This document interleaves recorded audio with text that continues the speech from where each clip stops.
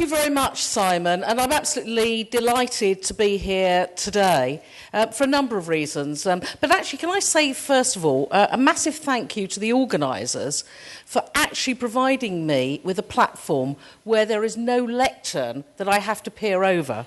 At my height, that's always a considerable challenge. I once made a speech at a very posh venue in Germany, and halfway through the speech somebody rolled on an empty beer barrel so that I could stand on the top of, but gladly no indignity faces me today. And as Simon says, you look like an incredibly friendly audience, a bit better than the audience, well, not the audience, but very much the person who introduced me. So thank you very much, Simon, for the introduction. Not so long ago at an after-dinner speech, when the person introducing to me said, Barbara, would you like to speak now, or shall we give the people at the dinner a bit longer to enjoy themselves? It looks really very different today. I am very pleased to be here at this event, my first ever TEDx event, but because it says East End, and I'm an East Ender. I grew up in Hackney, but all my family come from here, and this is, I suppose, my patch, my manor. This is where I feel most at home in the world. And of course, this part of London in particular is all about immigration. It's all about migration. Just a short distance away is Liverpool Street Station. And for those of you who know, there is the statue of the children with their satchels who symbolise the arrival of the children who came on the kinder transport. So this whole area of London is very, very symbolic indeed. But there's also a danger in that. Because when we think of immigration or migration, it's very tempting to think that it's something that happened in the 19th century. I'm Jewish. Some of my family came in the late 19th century. I'm Sephardi on my mother's side, so some of my family came sort of way before that. But there is a tendency to think that it's somehow quite recent. If it isn't 19th century, then it's very much something that is a post-war phenomenon. Nothing could be further than the truth. I've always believed that Britain is a country of migrants. Robert Winder, who is one of my committee members of the Migration Museum Project, once said, "We're all immigrants. It just depends on how far back you go." If you look at the Romans, 40,000 Romans left behind when the Romans actually departed from Britain. In that Roman army were very many people who were African. And they were here and settled here long before the peoples we think as typically English, the Saxons, actually arrived.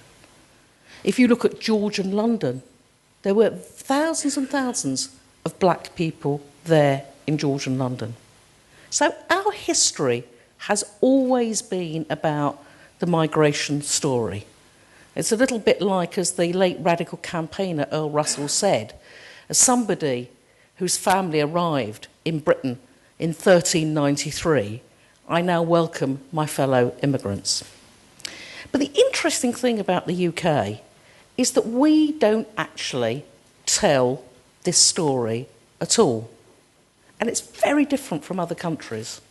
Now, you'll all be familiar with the really famous migration museums abroad, the museums of Canada, of Australia, of New Zealand, and also of America. I don't know how many people here, I imagine a number may have heard about or gone or visited Ellis Island in New York. I have. It's a museum that's incredibly well done. I think Americans do museums very well. It's part of the National Park Service, and it is a fantastic and, for me, intensely moving experience. But there is almost a feeling that somehow these museums are okay in America or Canada or New Zealand or Australia, countries that we think of somehow newer countries of migration that were built on migration, but somehow aren't really appropriate for the UK. But if fact, if anything, when we look at what's happening, we are completely out of step with what's happening with our fellow European countries.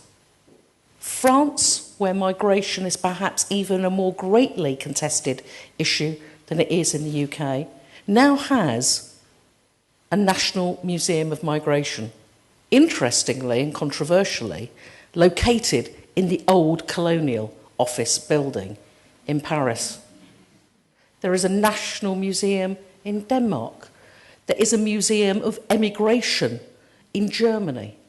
So all these countries are very alive to the fact about our story. What is the national story? In the UK, we have museums which celebrate aerospace, golf, stained glass windows, toys. I think there's a sewing machine museum. But there is no National Museum of Migration. Really interestingly, and I know that this has been debated by historians, there is also no museum which actually tells the British story. Where is the museum that tells the British story? The British Museum is a great and fantastic and wonderful museum, but it doesn't tell the story of Britain. The National Museum of Scotland tells the Scottish story, and the museum in Wales and the gallery in it tells actually the Welsh story. But nothing tells the British story. That doesn't mean to say that our museums, and we have great museums in this country, don't tell part of migration history. Of course they do. The Museum of London tells in a wonderful way what happened and how London was built and how London grew, and the waves and generations of migrants that helped to make it the great world city and capital that it is. The museums of Liverpool, and there is now a new museum in Liverpool, somehow tell that story. And there are other museums around the country that have done great work, museums in Sunderland in the northeast. And again, not very far from here, on a local level, the Museum of Hackney, the Hackney Museum, which tells that part of that East London story. But, and it's a very, very big but indeed, there is absolutely nothing that brings it all together, that has a coherent thread. I'm actually pretty old-fashioned as far as education is concerned. History was my passion and my subject at school. I absolutely loved it. And I love the idea that it was a continuing story. I guess I loved the romance of it, the story, from year dot, how we came to where we were.